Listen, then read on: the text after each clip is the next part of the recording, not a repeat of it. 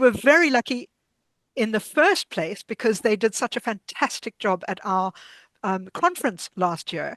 And now we are very fortunate to have them with us again to reflect on their experience. And this is particularly useful for other early career people and for those advising them. So welcome to the Rebels, and I will now hand over to Crystal to take over from now. Thanks, Crystal. Yes, thank you, Marguerite, for that very nice introduction. Yeah, nice to see all of you. I see some familiar faces and maybe not so familiar faces. Oh, the screen looks a little bit. Can you see the presentation clearly? Because in my view, not all the text is fully available. Yes, we can see it. Yeah. Okay, as long as you can see it, it's clear. Yeah, so welcome again by this session. My name is Crystal. I'm one of the Salutogenic Rebels. I will try to take the lead a little bit in this webinar, but it wouldn't be a Salutogenic Rebel webinar if I would do this all by myself. So most of the other rebels are also here. So maybe it's also nice that you very shortly introduce yourself. Maybe just mention your name and where you're currently hosted. Who would like to go first? Heidi, I see you on my screen. Sure. Hi, my name is Heidi Marie Meling. I'm in Bergen, Norway, where I'm currently at the Grieg Academy Center for Music Therapy, and where I'm working in the coordinating group for a massive EU project, which is investigating long-term effects of music therapy for people with substance abuse disorder. Oh, thank you. Yen, maybe you would like to go next? Hi everyone, I'm Ian and from Vietnam. I completed my master degree and right now I'm applying for a PhD position. And in the meantime, I'm writing paper based on my master thesis. Really happy to see you all today. And Viola, would you like to continue? Absolutely. It's so nice to see you all together. My name is Viola Kannemeyer. I am currently hosted by the Erasmus University in Rotterdam in the Netherlands. I'm doing a PhD on planetary health at the Erasmus School of Health Policy and Management. Sarah?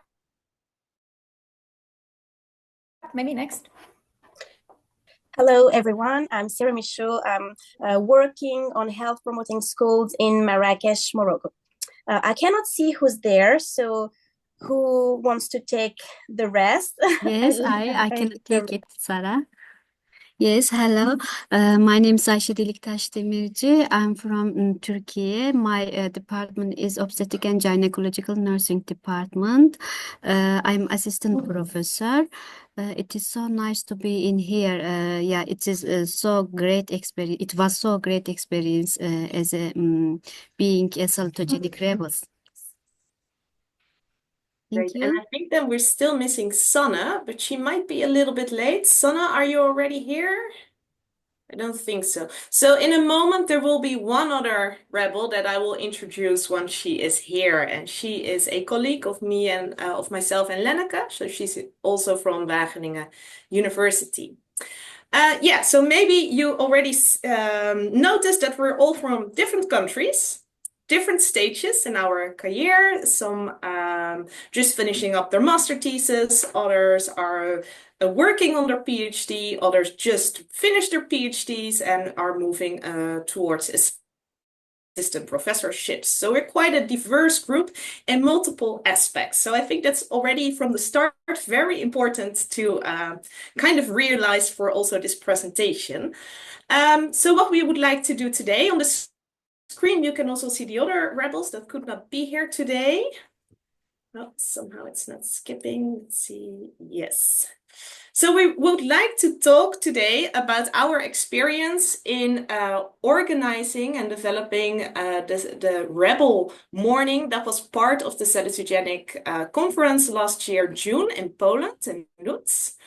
And we will tell a little bit about that in a moment. But before we start, maybe we would like to ask you a question first.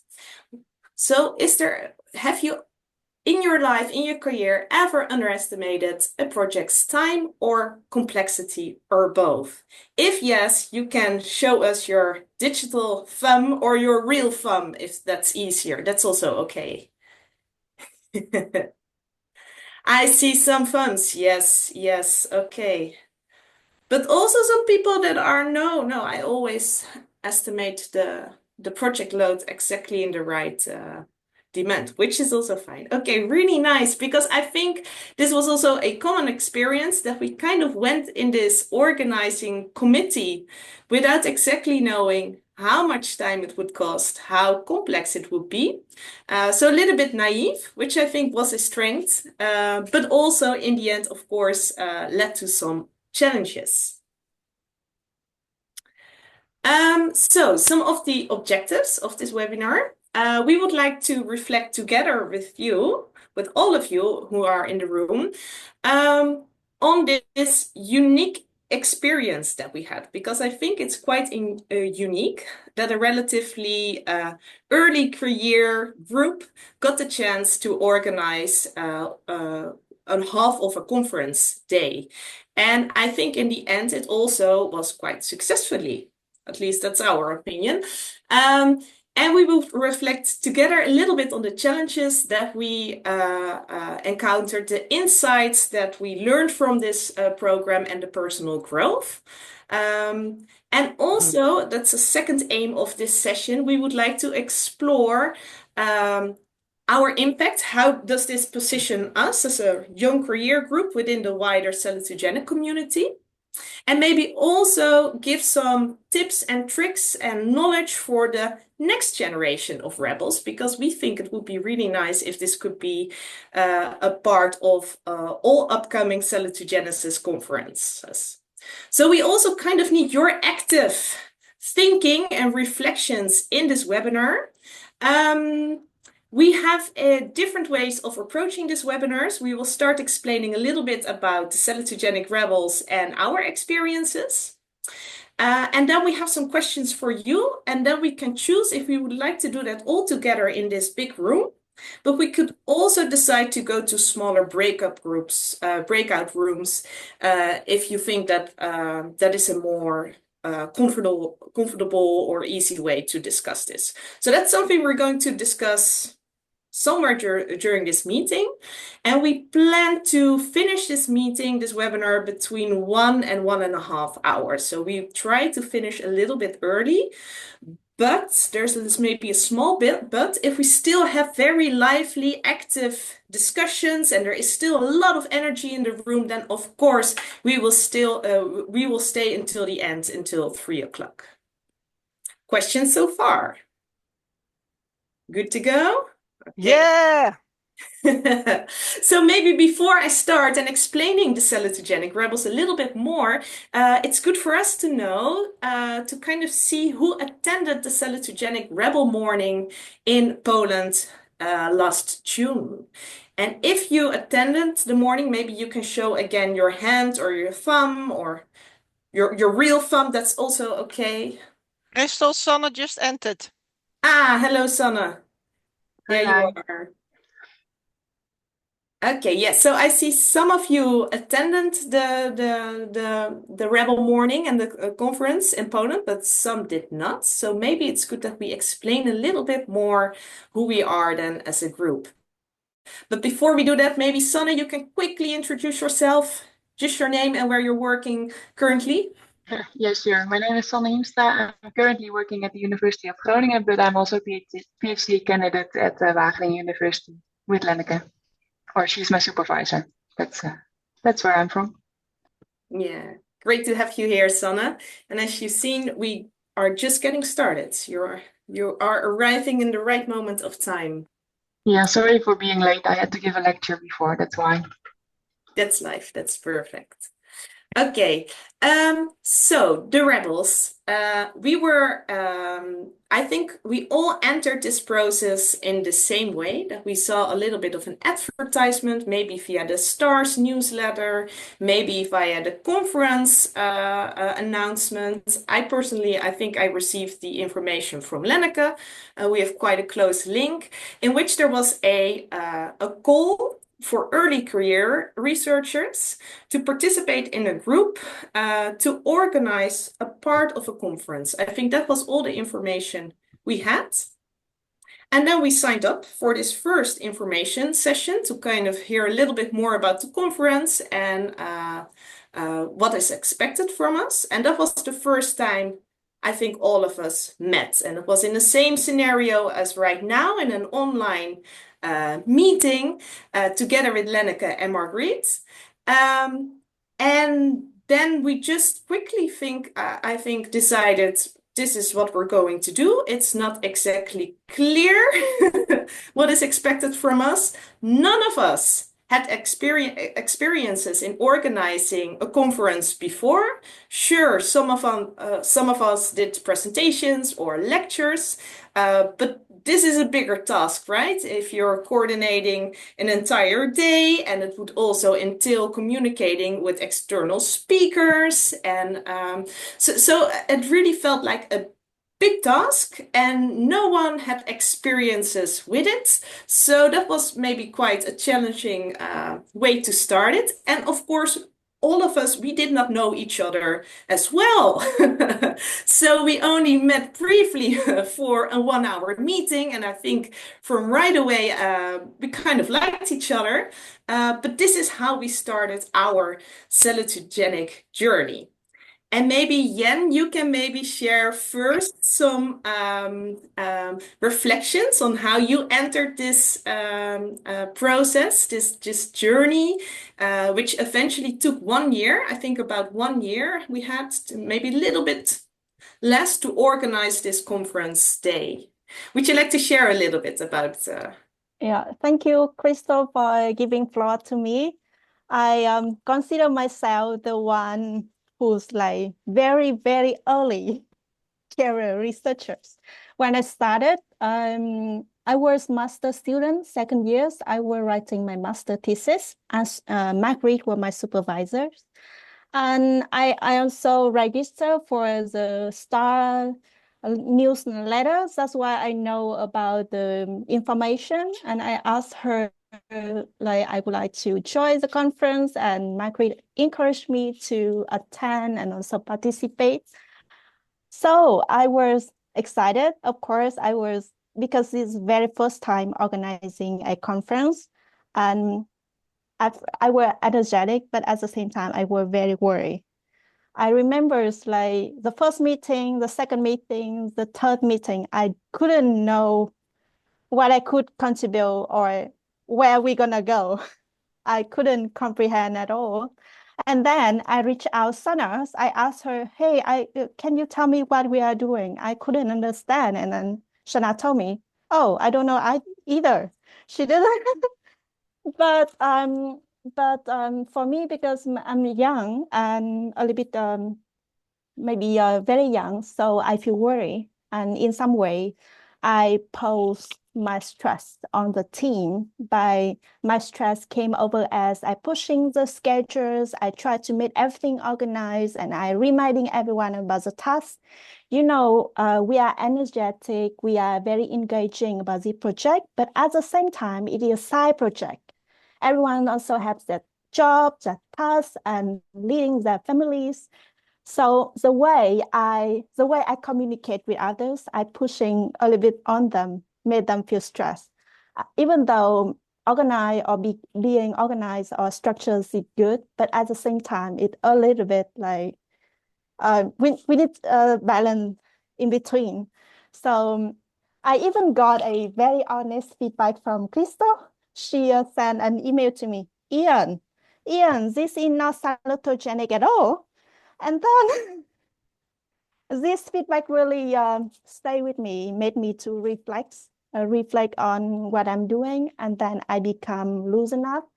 I enjoy I take the inspiration from the meeting. I enjoy the process. I become more patient and makes the let the ideas and the collaboration flow on the way, and I become trust on the process. So together, in the long run, we chip away the goal together. For example, in this meeting, someone in among us have availability. So Viola start first, and then she leave the work there, and everyone will chip away and contribute, and finally we complete our goals. So I really bring the patient and the salutogenic attitudes in collaborate with others forward. I feel really thankful for this process, and I really appreciate the diversities of our group from very young until someone who has more experience. That's the way we learn and we collaborate to complete our goals. So thank you for giving very first start, and I give back the floor to Crystal. Yes, thank you, Yen.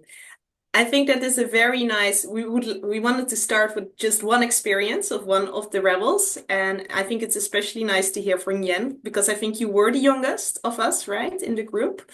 And I think it already showed a lot of things that nice things we all noticed in some ways.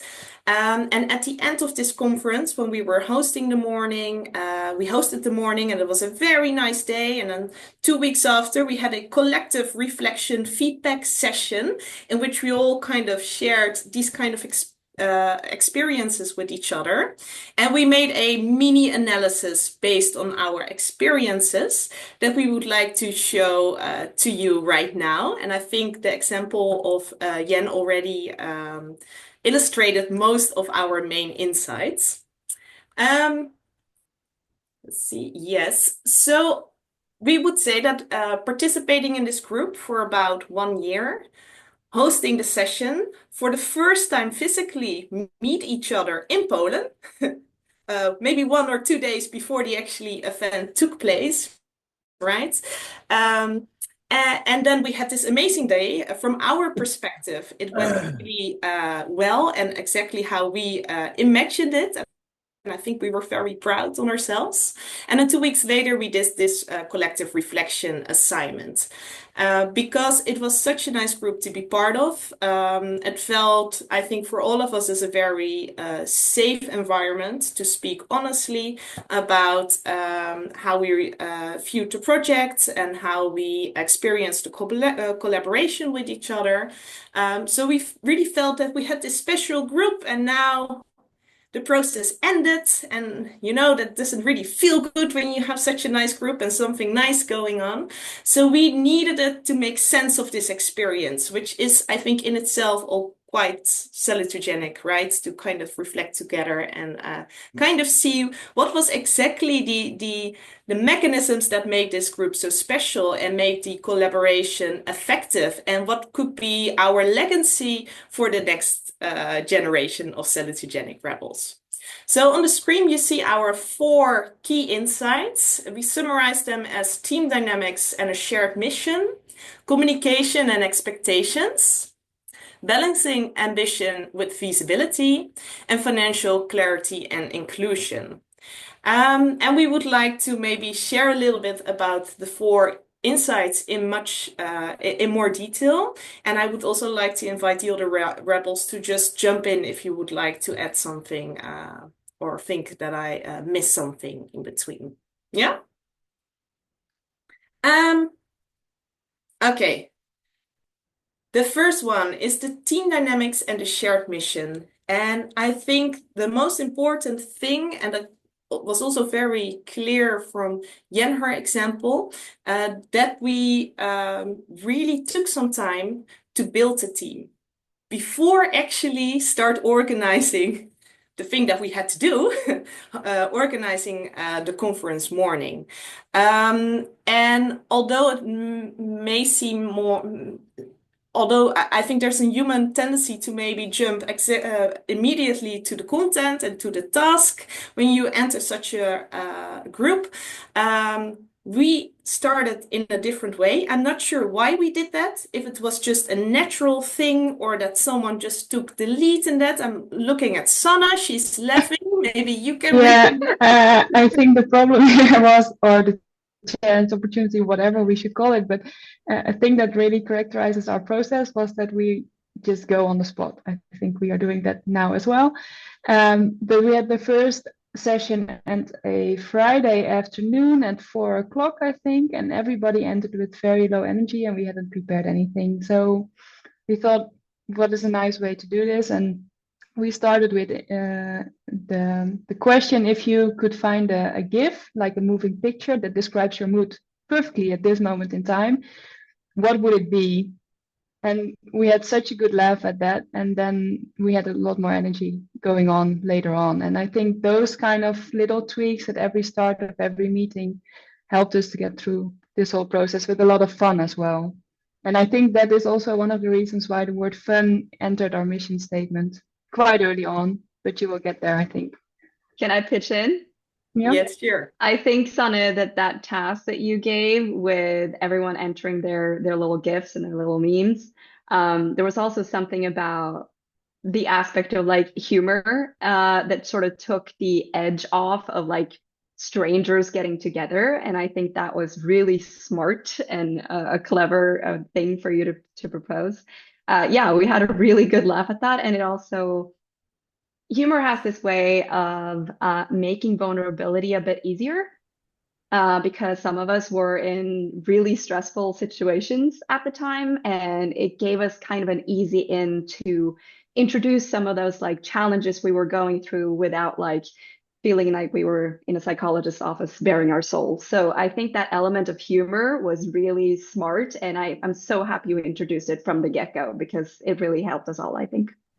Yeah, and if I may add, we didn't just do this the first time to get to know each other. We had check-ins every single meeting, and I feel like that always brought the energy up. We had different things, not just the GIFs. We also said at one point, what is one thing in the week that you did that made you happy? And it just brought the energy back in the room. And it was also a way to see how other people were feeling. If someone was very stressed, you knew maybe not to put too much on their plate for the next meeting. And if someone was ready to go, then that's sort of how we naturally divided the tasks and how we knew how everyone was feeling and doing in that time.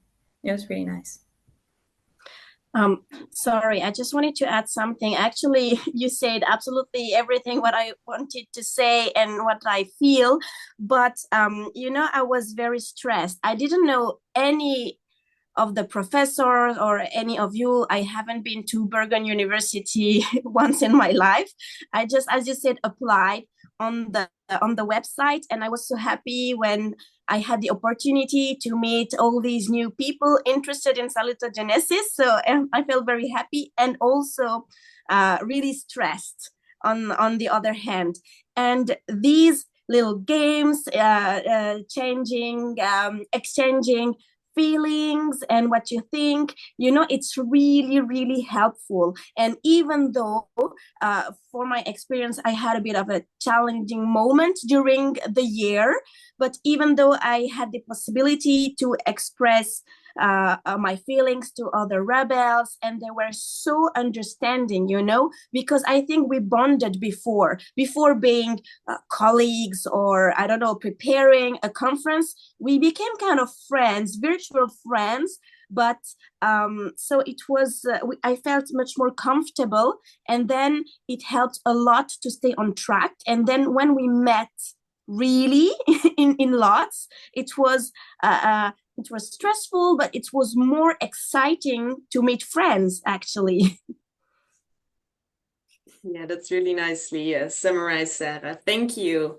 Yeah, so I think that's one of our main messages also for the future generation of Salutogenic Rebels, but also for you if you start another big research project or another collaboration with colleagues, that don't underestimate the power of investing in more this personal connections first.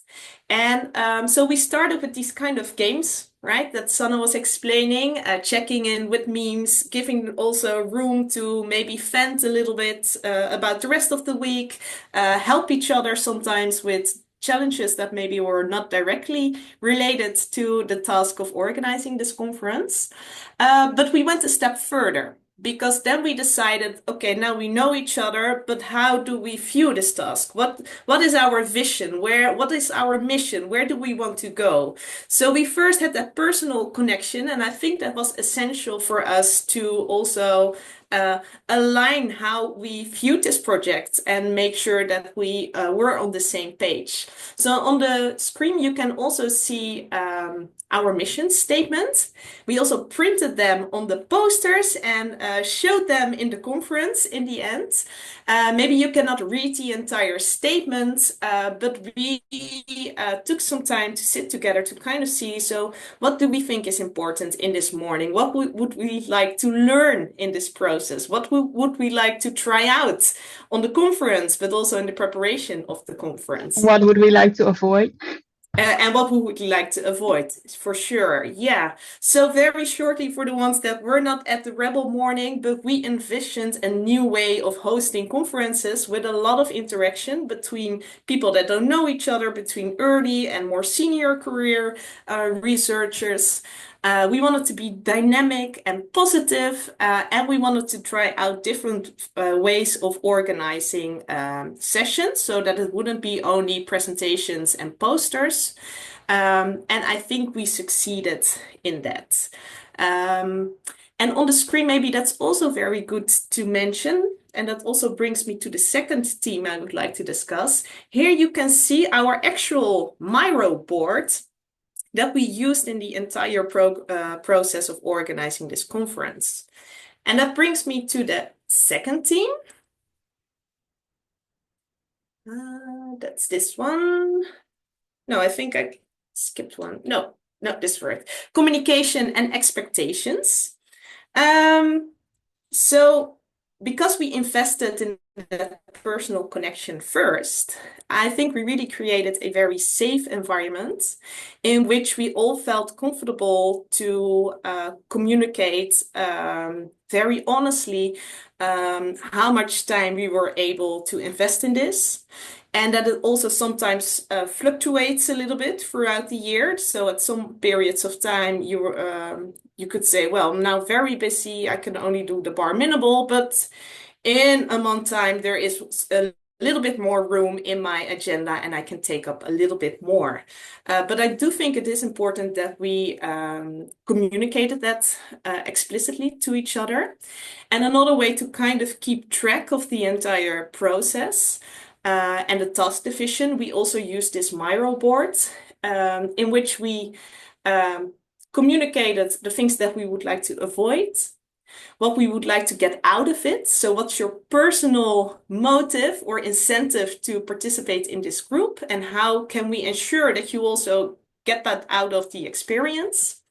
And what were the specific outcomes we would like to achieve? Is there any other rebel who would like to add to this communication and expectation part that we did? Heidi, yes. I'll jump in real quick. I think the way we approached it was being very flexible in terms of communicating our workload and our availability. I think that, at least for me, I was doing my PhD on top of a full-time job. Like my life was crazy at the moment. We did this that entire year, and I could not have done this. I could not have participated in this if it weren't for that structure. Because if it was expected of me to like put in a certain amount of hours every week or something, it wouldn't have been feasible. So I think for the next generation of rebels too, that, you know, this is going to be the case for most people who take part in this, you know. Everyone does this as a side gig, and everyone has a big workload, and it ebbs and flows. So I think for me, I couldn't have done this if it weren't for that structure. Super important, super important. And I'm so happy that we also included that aspect of what do you not just why are you doing this for professional reasons, but what's your personal motivation for doing this? It made it feel, it allowed for a lot more ownership and it allowed for a lot more agency in what we did. And there was no shame in saying that, I feel like I want to, I don't know if there's one more like sensitive note, but basically like, I don't know, I find it hard to meet new people. And so I would like to have, I'm just like making up an example. Like I find it hard to network. And so being in touch with a group of people would make it easier for me to attend this conference or something like that. So yeah, no, and I think also, I don't know if you mentioned this, but we communicated through the Miro board and not so much emails actually, just it was mainly the Miro board, but also we had a WhatsApp group, which also became a lot more easier and engaging because we had these personal relationships already. And Sarah and I at one point had this lovely text exchange together where we just talked about our lives and challenges, and I feel like every other Friday when we met, it wasn't every other Friday, but every Friday we met, I was looking forward to it so much because I knew I was meeting with people who I knew I would exit that meeting feeling energized and amazing. And that was because of our mode of communication and the vibe in our communication. Yes, I fully agree. Is there anyone else who would like to add to that? Can I take it? Yes, of course. Yeah. Thank you, thank you. I think it was so important that this clear communication between each other. Yeah, it was so clear and also in a understandable way to each other, because everyone has some so different jobs, responsibilities, and or studies, but we exactly understand each other. Maybe we experience so just time in these experiences. Because of this, we understand each other. But yeah, it was so nice. Sometimes we missed, some of them are miss the our meeting, our expectations, but the other people exactly they catch the other people. It was so nice because we were so ambitious about this conference. I think it is also most important why we succeeded. Thank you. Thank you. Anything else to add, or shall we move to our third insight? Yeah, I think one last addition is that we all the time we had this baseline of trust because we had explained to each other where we were at in life at specific moments, and we knew that one didn't have the time to do something, that anyone else would step in, and we saw that, and we could count on each other. That was, I think, the most amazing thing of this whole organic thing, because I've seen organic corporations also really fail, but that's because it gets too loose. Like, I don't care, and someone else will do it. And throughout the whole process, we sometimes had people taking the lead. Sometimes it was me. Sometimes it was Crystal, like she did this time. And we every time we looked what is someone able to do, but also what are the things someone is good at. I think in the reflection of Yen, you said something like, "Oh, then I was the person who was saying we need to do this and this and this." To be honest, we sometimes really needed that as well. Yes, we did. So there was the key issue of trust and valuing skills and all of that. Yes, I fully agree, Sana. It's a very nice addition. Yes, okay, then our third insight or thing that we encountered in this process, which is maybe one of the most interesting one, balancing ambition with feasibility. Because maybe a negative side effect of investing in this group and getting to know each other, and having this vision, I think at some point we felt so powerful that we could do anything. And we start beginning to dream bigger and bigger, which was really nice. But then at a certain point, you have to transfer the dream to an actual program, right? And reading abstracts and inviting speakers and coordinate with the speakers and coordinate with the Lutz University to see how do the rooms look like. Are our ideas even possible within the setting where the conference is hosted? So I think that is a interesting learning experience in this process. Maybe one of the rebels has a very nice example to kind of illustrate this issue. Is there something? Well, I can say something to illustrate this. The reason why the other two insights had Miro screenshots on the screen and this one has quotes is because our brainstorming board simply did not fit in one slide. It would not be visible. It is quite chaotic to look at. And that's just because our brainstorms were, first of all, great, so fruitful, so fun to do as well. We had so many ideas. I feel like somewhere after all that brainstorming, we kind of skipped the step of then narrowing it down. In the end, we had 8 parallel sessions that we crammed into 1.5 hours. So we had 45 minutes for 4 parallel sessions twice, and we had an opening session. We had activities during coffee breaks. We had so many ideas, and I think it's great that we managed to fit all of that because I think the program looked really, really fun and there was something there for everyone. However, upon reflection, it might have been better and more calm for ourselves if we had maybe narrowed it down a bit, brought a bit of focus, look at the sessions that would be most impactful. Also for the organization, for ourselves in advance. You see the quotes here from our reflection report. We entered this workshop, this working group with the expectation that it would be a nice, fun side project.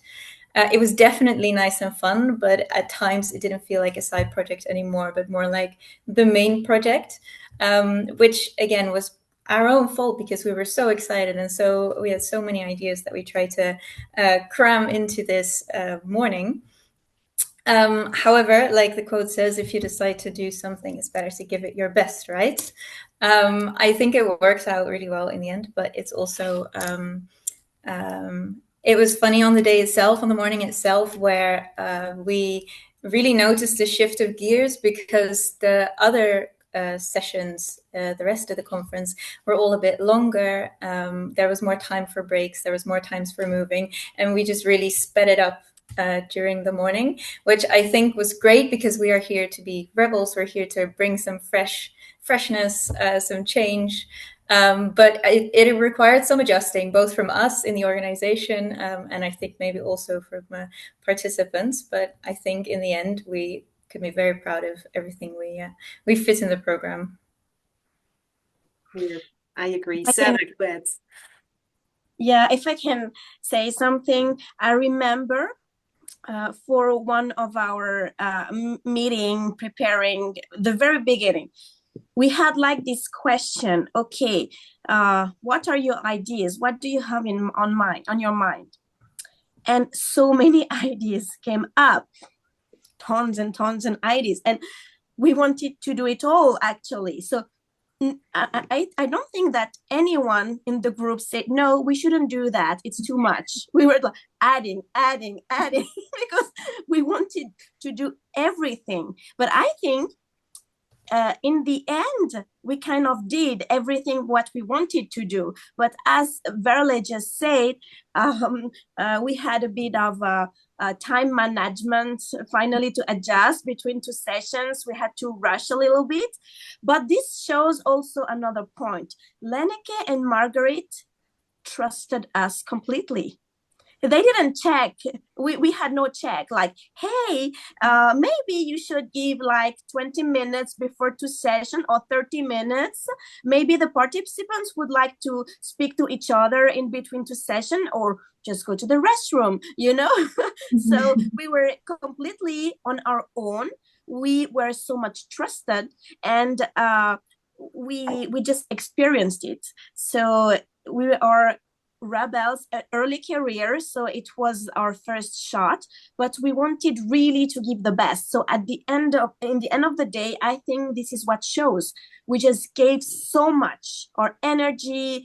We wanted to do so well.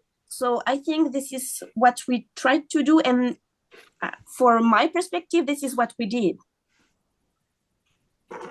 I agree. Can I? Oh, sorry. Yeah, go ahead. Go.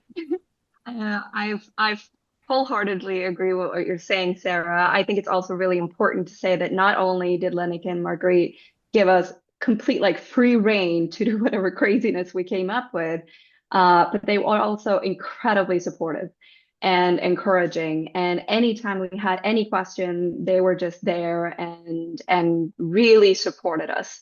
And it would have been very hard to do any of this if it weren't for their support. So I think that's really important to mention. Also, like just because this was one of those little details of things that I remember from that is definitely a result of us not having done this before, was that we structured our session, that half day, in a very different way than the previous day, where all of the participants had already gotten used to a sort of structure. So there was already sort of a learned behavior of how how long the breaks are and when do we go to break and when can we chat together. And we completely broke with that because I don't think we ever thought to check. Like, and I don't know if, certainly for my case, I wasn't thinking that that might be an effect from the previous day that we needed to account for, or maybe like give a heads up to earlier in the morning or something like that. So a lot of like detailed learning about how people work in groups, and yeah, which was really fun. And yeah, we learned a lot. Yeah, and Heidi, I think that also shows the other way around, that there was no one from the overall organizing committee thinking about the possibility that we would do it differently. So the minute the conference was more, how do you say it? We got closer to the date of the conference. There was also as well natural selection of our ideas, just because we had assumed things would be possible and weren't due to physical or financial constraints. Of course, yeah. Which we could have maybe avoided if we had checked that from one side to the other or the other way around. But, I think you're right. Yeah, so I think the full trust we received from the overall committee, I think it really increased our creativity, right? And that it helped to deliver this different format, this nice interactive format that we did on the conference. On the other hand, sometimes it was a little bit, finding the balance between having the total freedom and maybe feeling a little bit lost or unfocused. Because I think we all agree that at some point we really needed someone on the ground of the university to kind of just make pictures of the room, right? To kind of see, do our ideas match with the physical environment, and how to arrange certain things in preparation of the conference. So I think that's also one of our recommendations for next year, that it is quite crucial to the success of the group to have at least one rebel placed at the university where the conference is hosted, because that is just a way quicker than emailing or try to figure out in another way. I think that we all is agree, right? Yeah, Heidi? Yeah, and I think this is a point in which we need to give a big thanks to Yadek, Yes. who was that person in the Rebels group who did that work, and he really showed up. So just to give a big shout out to Yadek as well. Yes, he could not be here today, but indeed, without him, it would have been so much more difficult, and surprises on the day itself. So that's And one also, very concrete recommendation from us. Yes. I just want to give one more another dimension to that, because another thing that was so useful with him being Polish and being located where we were supposed to be, he had better insight to sort of the cultural workings of sort of like certain cultural sensitivities in how to ask people for things or collaborate. And because we're all from different places, and it's there's a lot of people work together in different ways within different cultures. So I think that cultural aspect of him being so familiar with the ways of working in Poland was also super helpful. Yes, for sure. I fully agree. And I just have to think about a quick example based on what Jake is saying about the speed dating exercise. I remember this massive conversation about flowers on the table. And we were like, it's not that big a deal. Just get an empty beer bottle, pick some flowers from outside. Can we arrange that? But then it turned out that the expectation was that if you provide beautiful flowers in a conference, it should be nice, pre-bought, whatever, all the same bouquets, and it should look neat and clean. And we were like, why can't we just put a cloth on a table and a small flower? But we, for me at least, I totally didn't understand that there was this this idea about what is a good way of presenting yourself at a conference. And we couldn't understand that until Jarek said, but do you know that we think about it in this way? And we're like, and then we sneaked it in anyway and everybody was happy. But yeah, small differences. Yeah, but I think we have a lot of those smaller examples that kind of showed the benefit of Jarek having entering our group. Yes. Okay, then maybe the last insight that we would like to share, and then we can open the floor a little bit more for discussion. The importance of financial clarity and inclusion. Because of course we also saw some challenges, right? We already shortly explained that having total freedom and trust was amazing and essential for our process. At the same time, sometimes we felt a little bit lost. Maybe at some points things could have been organized or arranged more effectively, right? Very practical things like, do we have a budget to invite speakers at some point, and things like that. And I think a very big, maybe the biggest challenge that we had during our process, that there were different expectations joining this group for how you call it, reimbursing our traveling fees and conference fees. So that led to some last minute stress because some of us we knew that it was an unpaid group, right? A volunteering group, but we expected that at least the conference fee would have been reduced or free for us, which was I don't think automatically the case. In the end, it was arranged, but these kind of things are, I think, very important for also the next group to be just very clear about. Do they have to pay their own tickets, their own traveling, the conference fee, and also if you really want to make this an inclusive group, right? Because when you're in your early stage career and you work with different nationalities, there are a lot of different arrangements between universities, between countries, and financial resources you can use for going to such a conference. Is there anyone who would like to add to that? We also had an issue with the speakers, right? I'm looking at Veerle and Heidi. Maybe you could share a little bit about that process, how that went. Veerle, you want to pitch in or? Yeah, sure. So we aim to have everything done without external speakers. But we had one session where we had found this really cool AI-based project.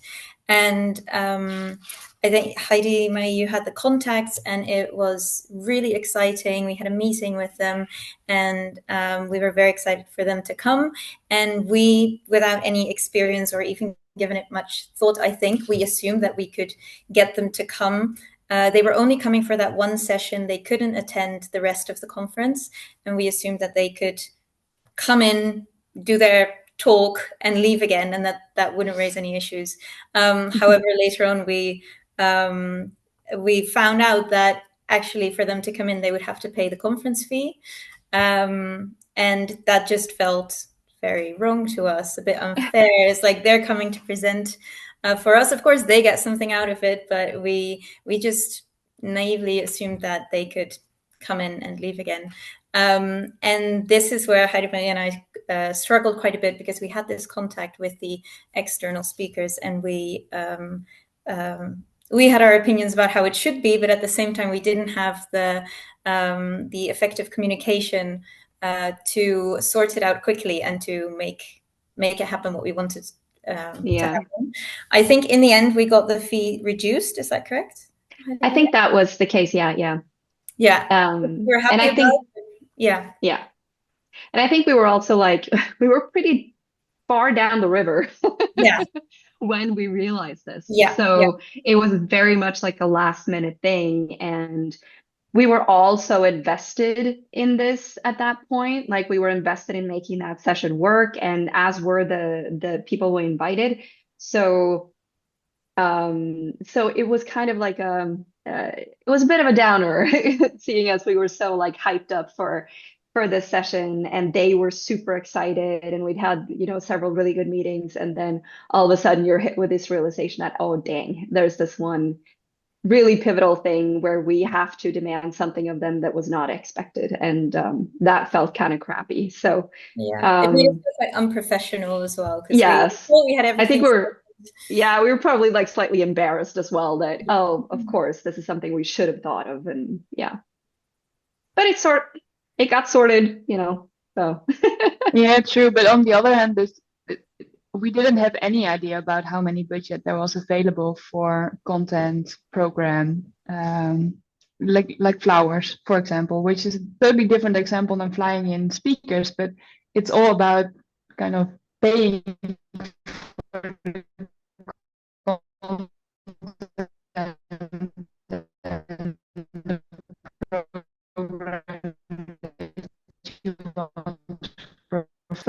with the wildcard content wise to narrow ideas down as well and to prevent those kind of situations.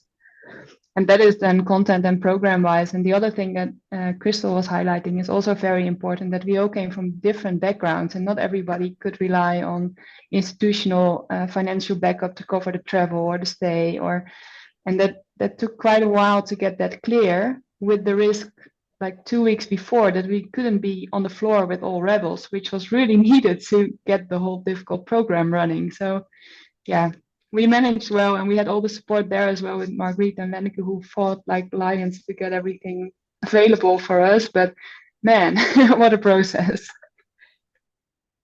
Yeah, so I think that's a very important recommendation for our side. Whatever you decide financially, it should be clear from the start. And also take into mind that if conference fee or travel fees are not covered by the organization, that this group is also less inclusive in a way. So yeah, just one element to add to that was that also please remember to consider social activities connected with the conference, because I think that is something that especially us as early career people are really interested in participating in, like the social aspect of it.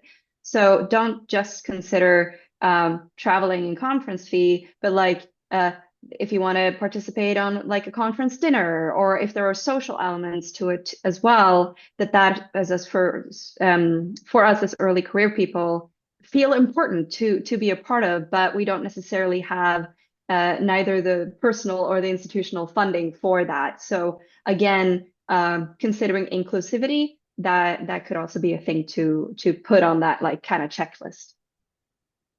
Yes, thank you, Heidi. Yes, I think that summarizes all our points related to financial clarity and inclusion. Yeah, so that's basically the main learnings that we discovered together, how we experience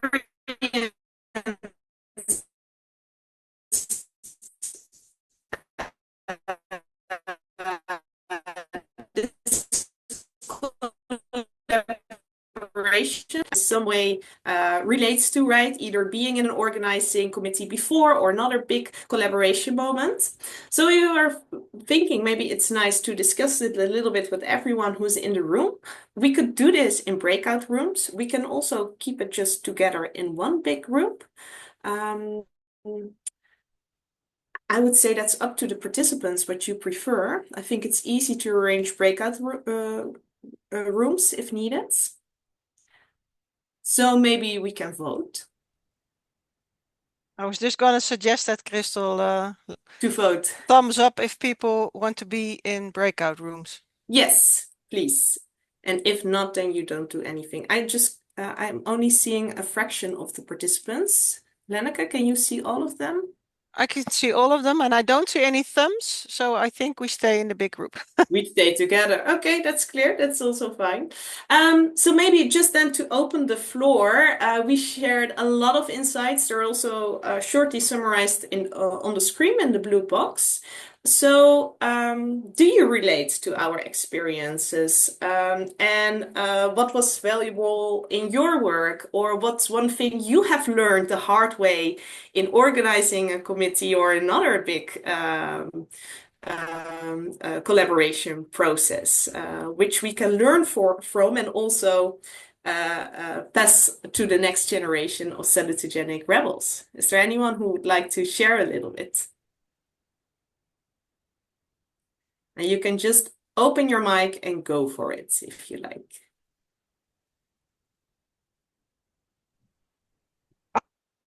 Oh, oh, oh. Jake's got his hand up. But...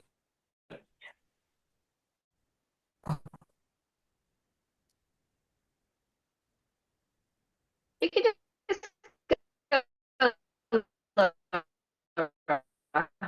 our country is, you know, if you relate it to comprehensibility, manageability, and meaningfulness, so using the sense of coherence, that the fun, the part that you expressed about the fun, having fun, and the fun in learning, the fun in being together.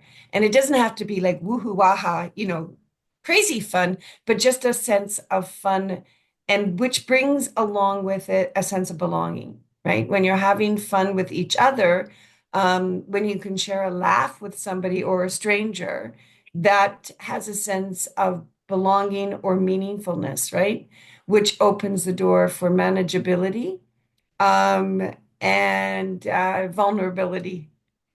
And then, of course, the comprehension follows. So I'm not sure which one comes first, but I think in listening to your experience, and as a veteran educator and salutogenic scholar, the keeping the fun, keeping the laughter alive. Because when that's gone, even in established groups, when that's gone, it's or lost somehow, it affects those team dynamics. It affects the communication, the expectations, the ambition, right? To keep moving forward, to keep true to the mission, even if the mission somehow has gotten lost, right? So, yeah, really, that's what resonated with me this very early fine morning as the sun is rising here. I see. Thank you, Laura. I think that we fully agree with that the fun was the essential ingredient in our collaboration, and also that we're still in touch with each other almost 1 year after the conference. Jake, did you also want to reply? Yeah, sorry, I'm actually at another conference at the moment, so my technology is a little limited. I guess you asked Crystal, you know, what was our sort of take-home thing, or what have we learned in conference organization? And I was reflecting over the many conferences I've been involved in organizing over the years. We have a real hesitancy to try anything new, often in the sense that these are very established academic practices. People know what they're coming for, they know what they're looking for. And a lot of the time, the conference, there's a reason that I came to this meeting, because this conference is boring. I don't know how to communicate, but you said, what should the next group of rebels know? I don't know how you would wish to communicate it, but almost just that sort of give it a go approach, because it's a one-day event. If we get it wrong, then we learn something and we move on. How could you and your colleagues communicate that to the next group? That there's almost a sort of, you've got like this fearlessness of trying out new things, because it worked brilliantly when you did it. How can you encourage them to be just as courageous? I have a comment to that, Jake, if I'm allowed. I want to look back to Lennick and Marguerite for that one because I think part of our fearlessness in doing what we did came from the fact that they made us feel important. They made us feel really important and valued, and the way they spoke to us and about us, also within, at least that was my impression, within the global working group, and whenever they spoke of us, it was like the rebels, and it just like I think they made us feel really strong and important. And I think everyone knows the sort of hierarchical relational fears that can exist in academia, that it would have been very easy for us to be timid. But I think their support and the way they built us up, like, you can do anything. And we were like, yes, of course we can do anything. But the way they really made us feel important, like that was a huge part of it, at least for me. Yes, adding from what Heidi Mary just said, also, I think we didn't feel judged. This is another point. This is related to trust, but also it's a behavior. This is a way of talking to us, of be patient with us. And we are obviously early careers, so we don't have lots of experience. We don't know exactly what we are doing sometimes. And we've never felt inferior. I don't know if it's the right way, the right word, inferior, but I'm sure everyone understands what I mean. You're not afraid to speak to the professor. You speak to an educator, to a friend, to someone who's helping you. So you're not afraid, you don't feel judged, and you can express yourself. So I think that was very, very important. Yeah, and if I may add, I think also being an early career researcher doesn't mean that you know nothing, right? So it's also about valuing all the skills and the knowledge that you do have, and helping that to flourish in a way that you can do that. So actually, I would like to give the question back, as you and others being part of the overall committee and navigating the next conference. How could you support that kind of environment? Because now we really had Lenneke and Marguerite fighting for that. But to be honest, the closer we got to the conference, the more communication we had with the local side.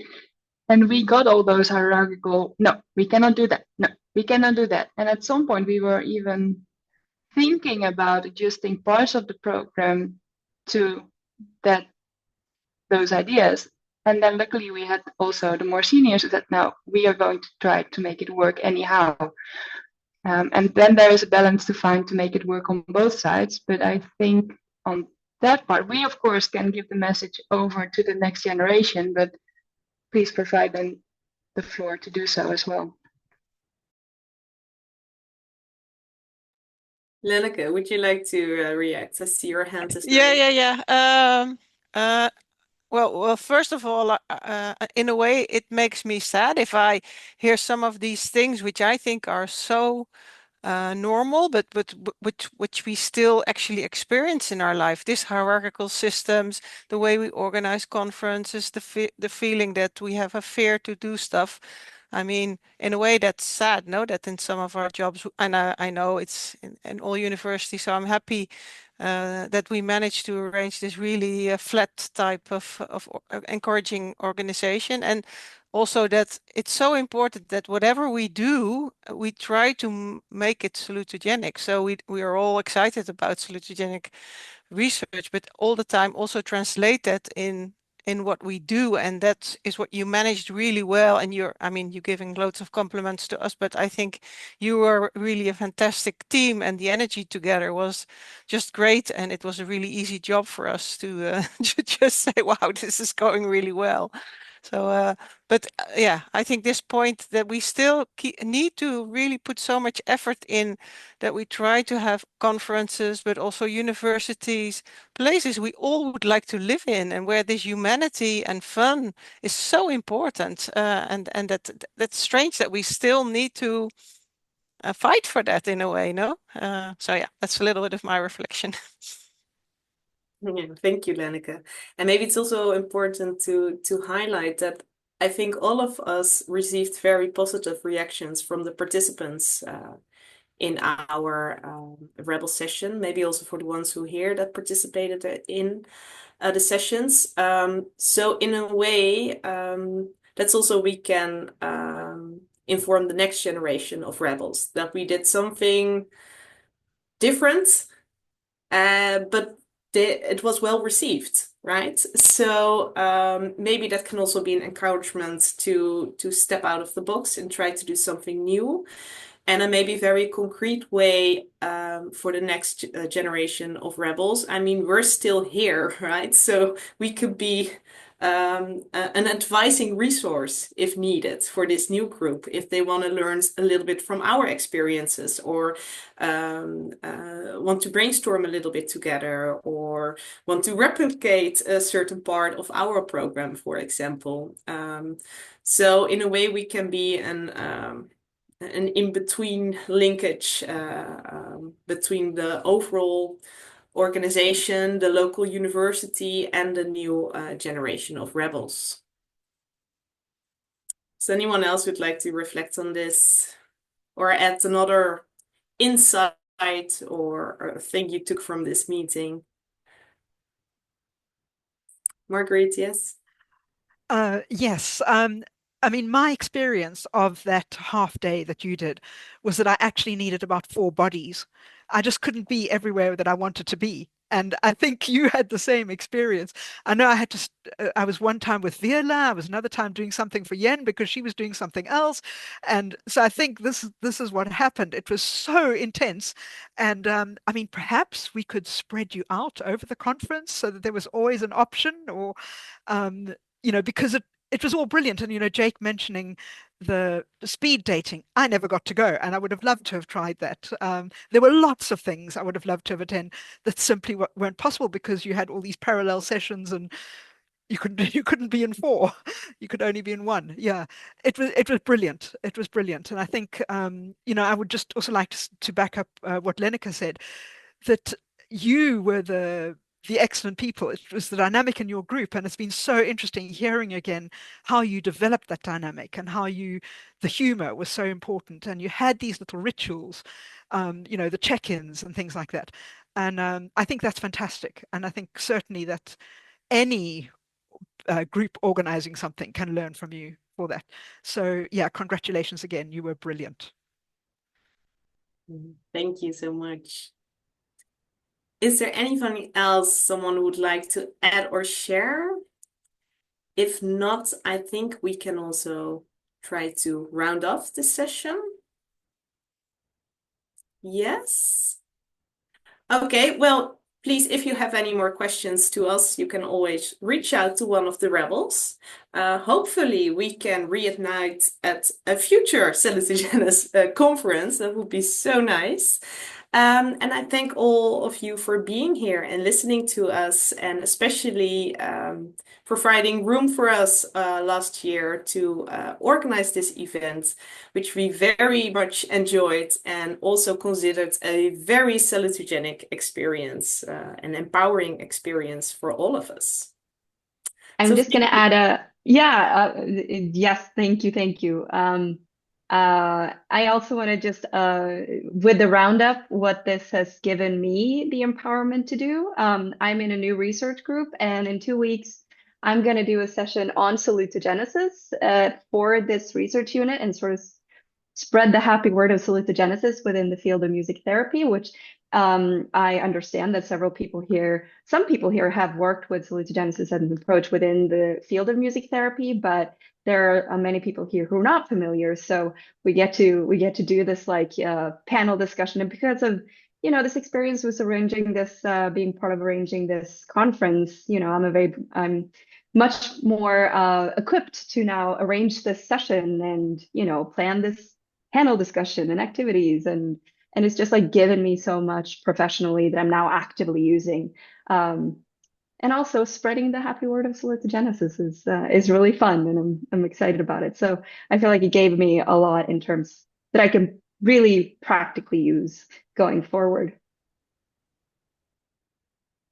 Thank you, Heidi. I think that goes for all of us, that it really helped to develop and enhance some important skills that we can use also in other settings for sure. Yes, so once again, thank all of you. Hopefully to see you in some other salutogenic context or meeting, and have a very nice day. Thank you so much, Thank Crystal, you. and Thank all you, the Crystal. rebels. Yeah, Thank it's you all for the absolutely. rebels. Yeah, thank you. Very much. This is recorded, so you can have another look, or you can give it to people who weren't able to attend.